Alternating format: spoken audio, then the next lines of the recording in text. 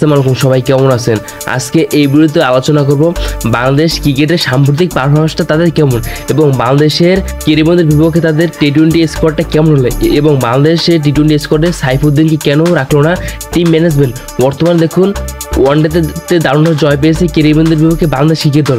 Bangladesh cricket দলের অনেক ভুল ছিল এই ওয়ানডে ম্যাচে, কারণ তারা প্রথম দুইটি ম্যাচ ভালো খেলতে পারে। দেখুন তারা তৃতীয় ম্যাচটা কীভাবে শুরু করলো। সুমন সরকার এবং সাইফ হোসেন তারা দুর্দান্ত পারফরমেন্স করছে, তারা 176 রানে দারুণ একটা পার্টনারশিপ করছে।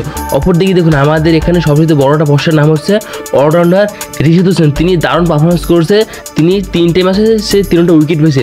তিনি দেখুন প্রথম ম্যাচে 6 উইকেট পেয়েছে, সেকেন্ড ম্যাচে 4 উইকেট পেয়েছে, থার্ড ম্যাচে তিনি 3টে উইকেট পেয়েছে।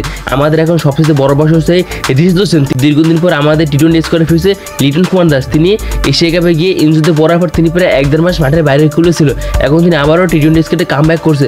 এখন আমাদের দেখুন আমাদের স্কোয়াডে সাইফুদ্দিনকে রাখা অনেক জরুরি ছিল, কারণ এখান থেকে আমাদের শরীফুল ইসলামকে কোনো দরকার নেই। এখান থেকে আমাদের টি-20 স্কোয়াডে যদি সাইফুদ্দিন যদি থাকে, সাইফুদ্দিন একজন প্রফেশনাল অলরাউন্ডার, তিনি ব্যাটিং বোলিং সব দিকে ধারাবাহিক রাখতে পারে। অপরদিকে দেখুন শরীফুল ইসলাম থেকে খেলে বোলিংটাই করতে পারে। এখান থেকে আমাদের শরীফুলের বদলে আমাদের সাইফুদ্দিনকে আমাদের 11 রাখলে আমাদের ভালো হতো। আমাদের এখন নেক্সট টার্গেট হচ্ছে আমরা আয়ারল্যান্ড সিরিজ, তারপর শ্রীলঙ্কার সাথে সিরিজ আছে, ওয়ানডে সিরিজ। আমাদের এখন মেইন ফোকাস দিতে হবে ওয়ানডে সিরিজ উপর দিকে। কেন আমরা ওয়ানডে সিরিজের উপর ফোকাস দেবো?